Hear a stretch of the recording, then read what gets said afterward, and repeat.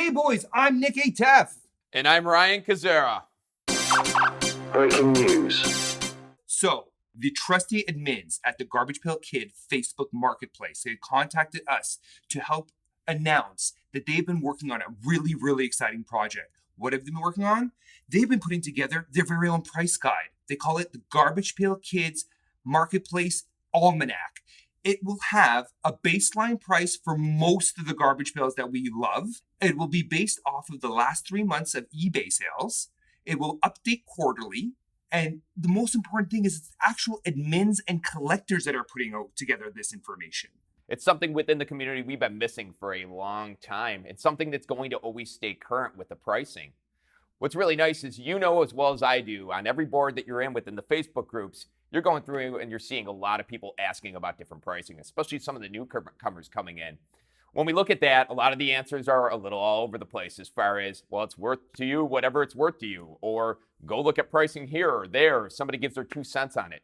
It's going to be a great resource going forward. Best part about that as well is if you guys are interested in checking out, it will be pinned to the marketplace. Above and beyond that, tune into next episode where we get to have a roundtable with the creators of this almanac.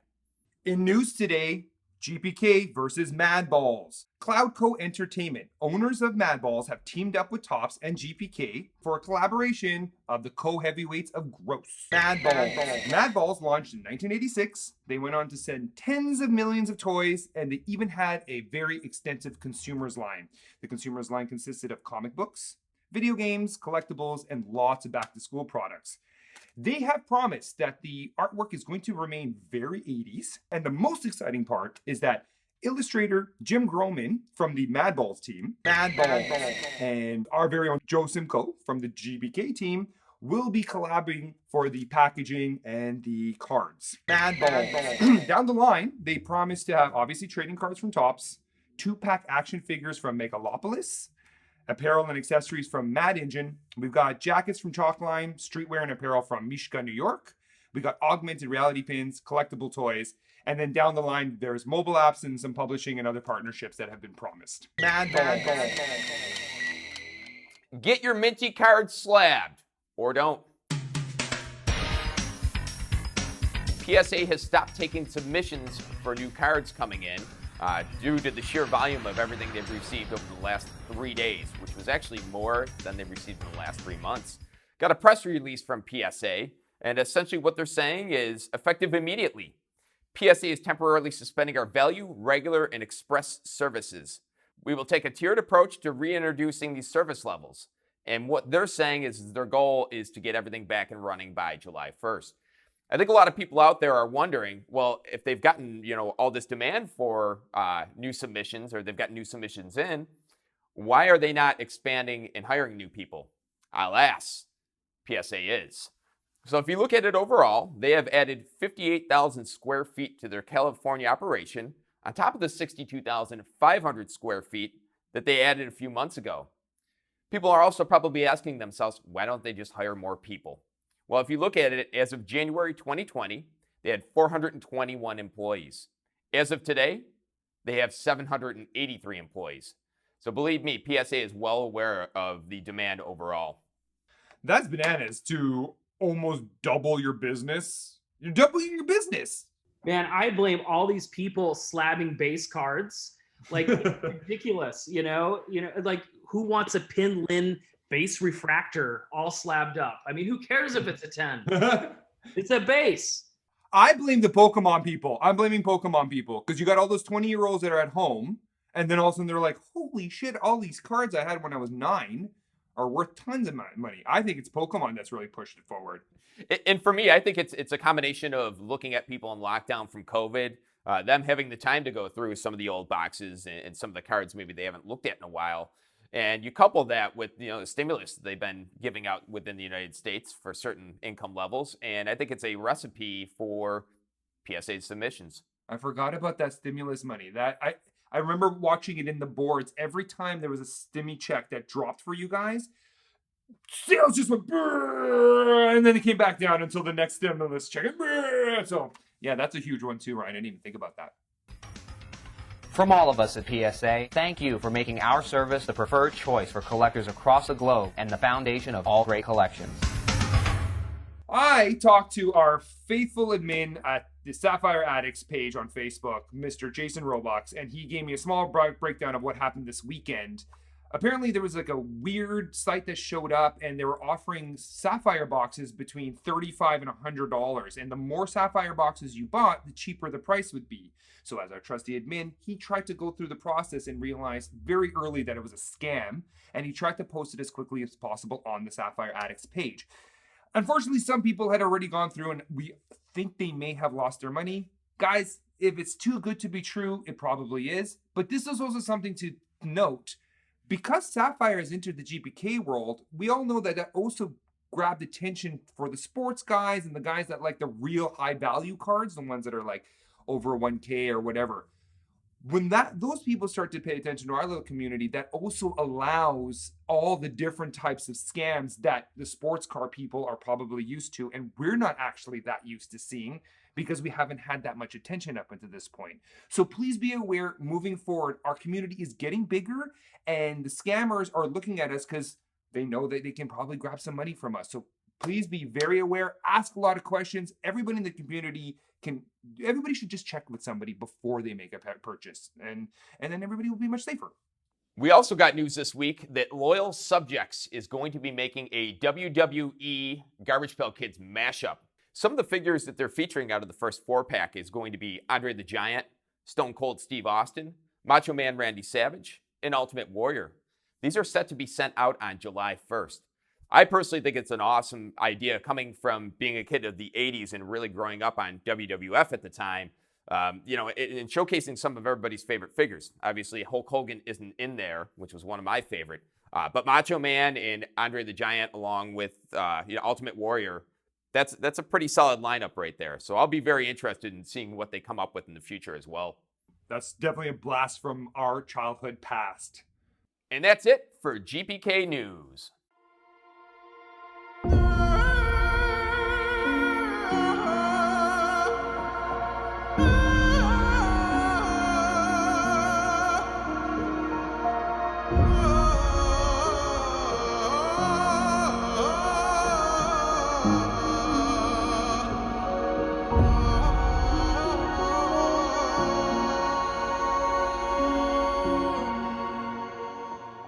My goodness, do we have a guest for you guys today. Graphic designer, illustrator, wife, mom, and probably the most famous GPK lady ever, Jasmine I'm going to say this correctly. Jasmine Contois. Nailed it. Jasmine, thank you for joining us. Thank you for having me. I'm super excited. I love when anybody asks me to do something because, as you know, I'm like, me? You want me? Again, you are a complete celebrity in our community, so we are super happy to have you. I want to actually go ahead and congratulate you on your new your new position at Topps Digital. Thank you very much. Could you please share us what to expect from that new position? So I can't say too much. I just started, so they didn't give me all the responsibilities yet that come with the job. But so far, it's the same thing that I did 10 years ago with Topps, which is design and production of trading cards, but it's for the app. I understand 5% of that. Okay, so the best way I can explain it is when I did production for Garbage Pail Kids, that's how I started my career. Yeah. I would master a file. So for instance, you see the nameplate and Garbage Pail Kid banner at the top, right? And I would make a file that had the border, I did the checkered border for Flashback. It looks like a taxi cab checker. Yeah. And then I place all the characters in it. So from that file, that one design, I make 100 base cards. I make 100 blue borders, 100 pink borders, parallels. So all of that comes from your hands? Like it's one person?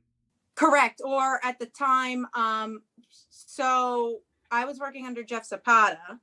I was not a Topps employee. So that's where people get confused. I didn't work at Topps. I worked at a New York City design firm that had the contract to do design and design production for Topps. And that's where I met my husband. So I had a working relationship with Topps, but I was not a Topps employee. Understood. So I would report to Jeff Zapata for Garbage Pail Kids, and then later on I was reporting to Colin. So he would give me notes, like this is what I want designed. So he was the art director. I would make a design, or sometimes the design would come from Topps. Sometimes I didn't design it. And then we'd make a master file, and then I would in turn make 100 cards. If I was busy on a set, because you get more than one set working with at my old job for Topps. So I was on Garbage Pail Kids, Wacky, Club Penguin, Hannah Montana, High School Musical. And so if I was busy, then my husband would do it because we were in the entertainment department. And there were other people that I worked with that did sports. I started out on sports and then went to entertainment. Jasmine, Queen Sparkle card, one of my favorite artists, and I truly mean that. Not just because we're interviewing you, just because you breathe so much life into cards, and just, again, what you create, to me, is just amazing, and it gives it such a different effect. So, well, thank you so much. That means a lot to me. Absolutely. One of the things I wanted to ask you is, you graduated from Pratt Institute, and when you graduated, you were on the dean's list. While you were there, you studied graphic designs and painting. The one thing I'd like to know is, how has your education informed your professional career and your job with Topps? Pratt Institute was really, really good form of education for any artist. I mean, they work you so hard. They give you tools that I'm not sure what other schools offer. I can only speak from my experience at Pratt, but they made me a better artist, better businesswoman, better painter. And then they even had visiting artists come to Pratt to teach you the tools that they know in their field. So I would say that they did give me a foot in the door, but the best experience would be a job in the field. I mean, I learned so much more once I had a job in the art field that you just can't learn in a school so much. So Pratt did give me the tools to become a better artist and to excel in the field. But the best experience was actually being in the job for Topps and learning from the other artists that I had around me at the time. Yeah, the only way you're going to know is if you get your hands dirty, right? Yeah, for sure. I mean, at Pratt, I mean, they really do teach you how to, it's really like dedication to the field. I had 2 academics. It was pretty much 24/7 painting, drawing, like you're in it. You got to draw all day long, 7 days a week. And, you know, they want you to hone in your skills on your craft. But until you're actually in the field, you have no idea. You know, Jasmine, you won our hearts with your sketches. And then you made history as the first female sketch artist at Topps for the 2019? Yes. Of 2019, which is massive. So congratulations on that as well. But then I get to ask you a very specific question. The question is, what challenges have you faced being a female in a male-dominated field? And what advice do you have for young, inspiring artists? Okay, so I have a couple of stories for this. So I always felt like I was living in my husband's shadow for a long time because he already established himself as a designer and an illustrator. So I always wanted to live up to that. So when I was home with my kids and I was like, oh, what am I going to do with my life? I want to make a name for myself and become a successful artist in my own name and right. And I want my kids to know that you can do this. Like I can raise my kids, I can have an art career, you can be successful. So I decided to try out for sketch artists because my husband was already doing it. He was doing sketch cards for Star Wars and GPK. I missed the GPK brand so badly because it's like being an actor. Like you get attached to a character that you're playing. You get attached to a brand. Like you feel like it's your babies, you know. So I would watch him draw it and I was like, oh, I really want to work on that brand. So I wanted to be known a little bit more as just an overall good artist, like not just a graphic designer. I also wanted to be known as an illustrator as well. So this was new to me. I wasn't trained as an illustrator. I was trained as a painter and a graphic designer. So I decided to submit, you have to submit 3 samples to Topps. At least that's what they asked me for when I asked them for the job of sketch artist. So when I got the job, they told me I submitted my 3 samples. One was a pencil, one was ink, and one was acrylic paint. Because I thought, well, I could offer something unique, I felt, with the paint. Like, who wouldn't want like an actual painting? So this is one of them that I submitted. It's ink. This one's ink and this one's paint. Love it. Easy. So that's what I Yeah. submitted to Tops, and they said I got the job. So I was thrilled. I was like, oh my God, this is my chance. And I thought, are people going to like what I do? Oh God, I hope I'm going to give it my all. I'm going to do my best. And so it was Adam Geddon was the first sketch card set that I was on. And I had someone asked me if I was on the set, and I said yes. And someone had made up like a little treatment on Facebook saying the artist list. So the list came out, and I see one of the comments was, gee, there's 2 Contois on there. Why is that? And one of the other artists that knows me said, oh, that's Dan's wife. So without missing a beat, within 2 minutes, I received 3 messages. And one was like, you need to know your role in this field, little girl. Know your place in the hobby. Wow. Oh, gross. I was like, it's trading cards. Like, we shouldn't be taking this seriously. It's trading cards. It's supposed to be fun. It's like, I collect My Little Ponies and Disney stuff. It's like, this should be fun. This is ridiculous. Then another one was, oh, thank God your husband is in the field and that's how you got the job. I was like, oh my goodness. Like, I felt defeated. I was like, I literally cried because I was like, oh, how am I going to prove myself? And at this point, I couldn't post my work because in my contract, I'm not allowed to post anything until the set comes out. So I had to stay silent for, I think it was 3 months. Couldn't prove myself. I couldn't post anything and be like, no, you're wrong. I got this on my own, So I just let it go. Jasmine, really quick, who are these fans that you're talking about? Can you clarify that? So it was people on the Facebook pages of GPK. Now, since that has happened, I have not seen their accounts since in the pages. So I don't know if they've popped up and then disappeared, because I wrote down their names. And it's always an account with a, lack of image and a fake name. This is a troll. Right. Exactly. No, of course it's a troll. That's what they do. I got another message that was like, you're not good enough. You might as well quit while you're ahead. So, I cried one night. I moved on and let it go. You have to move on. I can't have negative energy. It affects my work. It affects my aura. So whatever.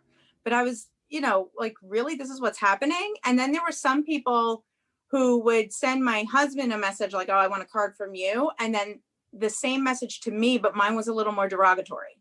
Oh, God. That's one of the things that I've noticed. And that's not just with GPK. That's with other stuff because we design outside of GPK as well and work together. So there's that. So my points I wanted to emphasize for any young artist or any artist in general was you got to start somewhere. So you might have to take that nonprofit logo that you have to do for free. And you might have to do a design for a neighbor for free just to get your foot in the door. And that will lead to something else. Everything leads to something else. I always said that. Also, I wanted to say that once you establish yourself and then once you make a name for yourself, know your worth. Know what your time is worth. Know what you're worth in terms of salary. Know what you're not willing to sacrifice, whether it's time from another job, time from your family. Set your limits. Everything now is an education. So just because you didn't get into the #1 art school, or you didn't get that job right now, or someone told you weren't good enough, everything's an education now with social media. You can watch YouTube. Other artists always post, tutorials of how they did something. Social media, Facebook, Instagram, TikTok. I post some of my videos on there of my cards. So you can always use that as education. Museums, look around. What are the trends? So this was, for me, my career is a full-time job. I'm constantly learning. I'm learning from other sketch artists. I'm on YouTube looking at tutorials from other artists. I'm on Instagram. Everything's an education. So just because you didn't get into that number one school or get that job, keep pushing forward. Because there were things I was rejected from, and I never let it get me down, because I knew that this was the only thing I wanted to do, was to draw and to make art for people. So nothing was going to get in my way of getting that. And then confidence is everything. Once I stopped second guessing myself, and trust me, I second guess myself a lot, everything started happening for me. It was like when I got the first female sketch artist, GPK Sketch Artist of the Year award. It was like a month before that. And I was like, you know what? I'm going to stop worrying. I'm going to stop thinking about, are people going to like my artwork? And I'm going to stop thinking about when the next paycheck is coming or when the next big freelance gig is coming. That next day, I'll never forget it. Someone sent me a message and they were like, congratulations, you won. And I was like, I won what? Did I win Publishers Clearinghouse? I was like, I don't even remember applying for anything. What could I have won? And I saw it and I was like, oh, oh my God. I never thought I would have never. I never thought that I would have been singled out as the number one sketch artist of the year. And to be the first female, like, that's huge. Like, no one can take that away from me. Like, that is my title forever.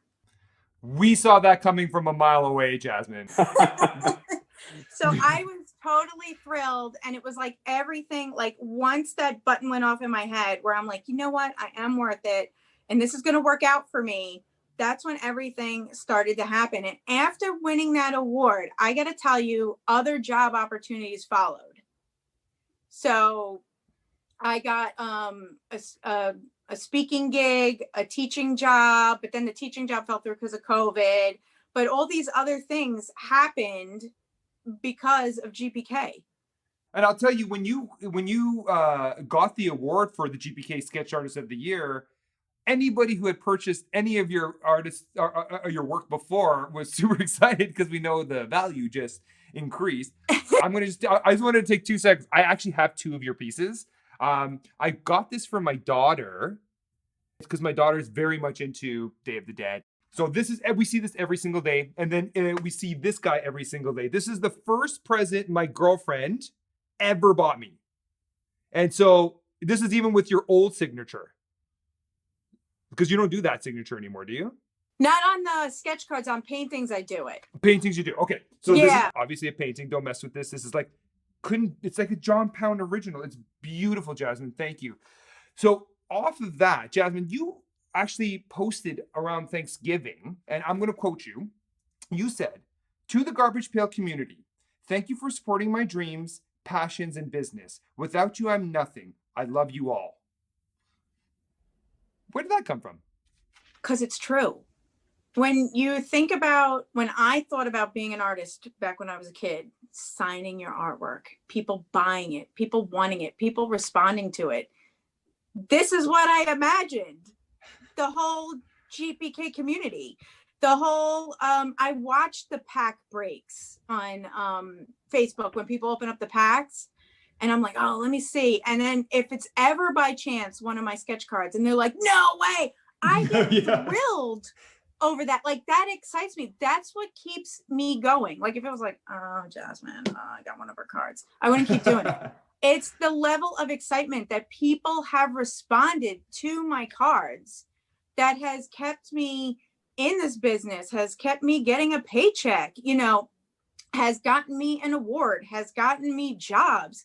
I have made longtime friends in this community that I talk to on a regular basis every single day. There is so much love and support. And I never would have imagined that from sketch cards or from the specifically GPK, because I do other sketch cards, but the GPK community is so tight knit. And it's like they want the artist to succeed. They want to see you do well and promote you. So if it wasn't for the sketch cards, if it wasn't for commissions, the painting that you have, the sketch cards that I commission on my own stock, all that is money that keeps food on my table, that keeps the bills paid.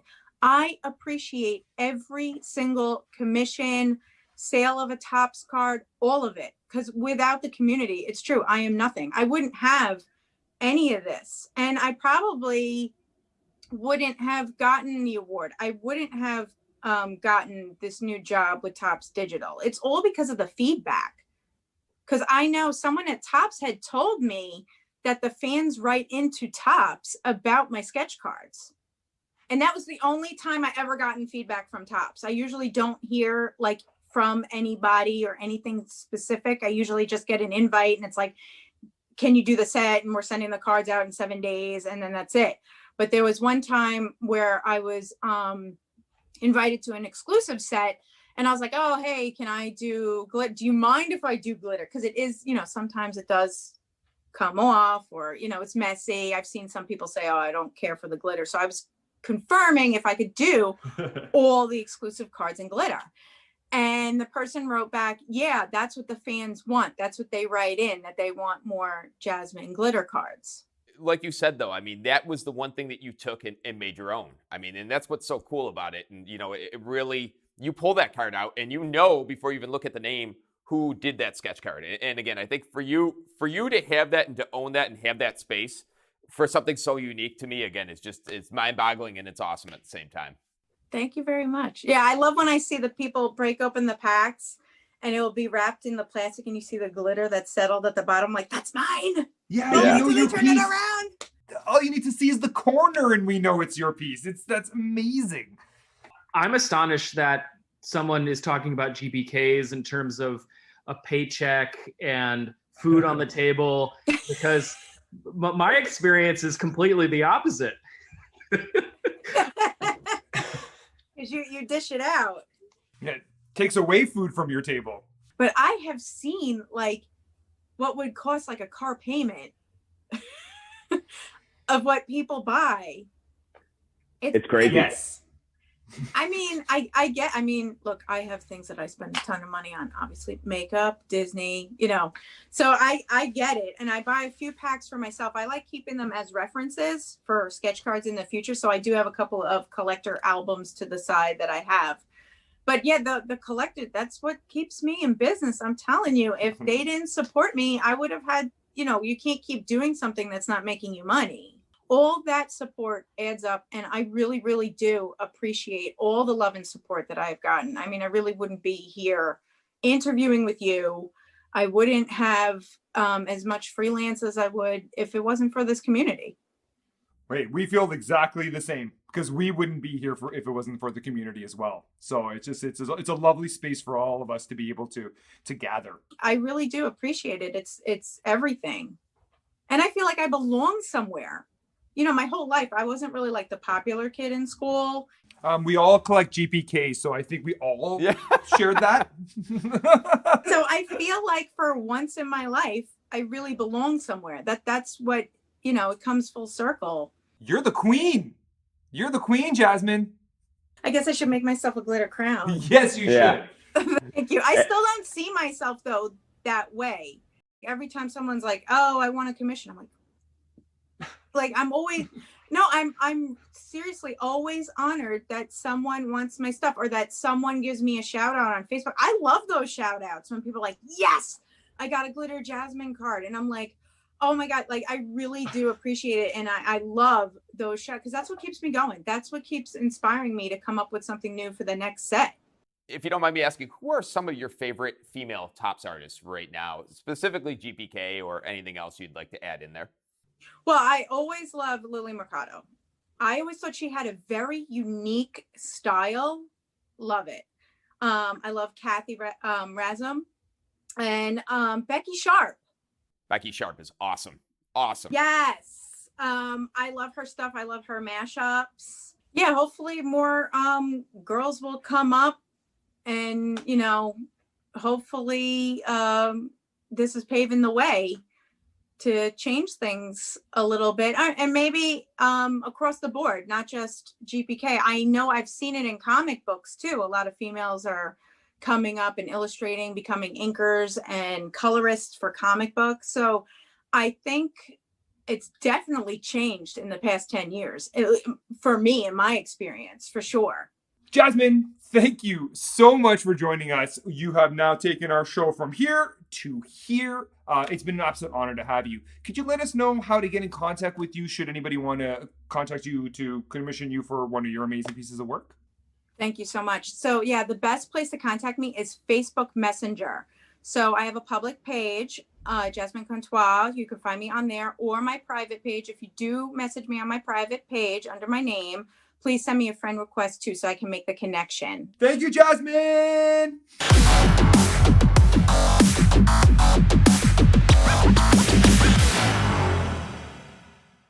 Okay, guys, now we're at the part of the show where I really wanted to break down matte versus glossy.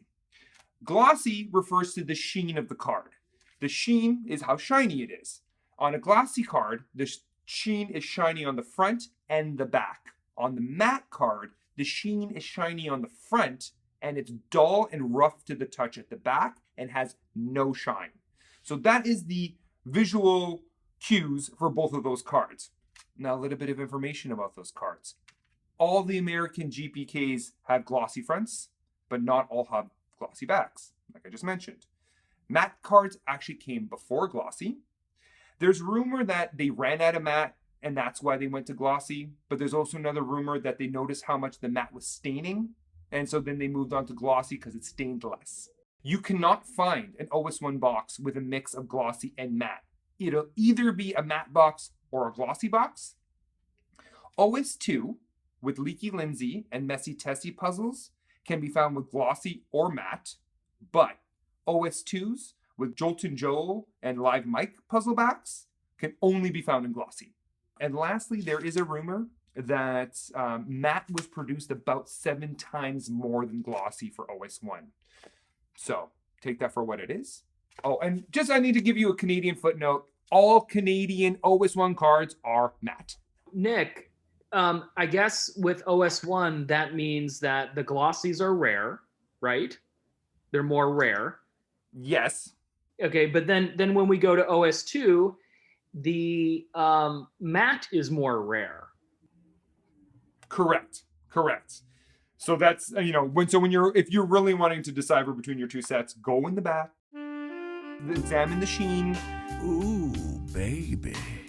And you'll know whether you have one that's a little bit more expensive than the other or not. I don't really care about the difference between glossy and matte all that much, but that is definitely a GPK-ism.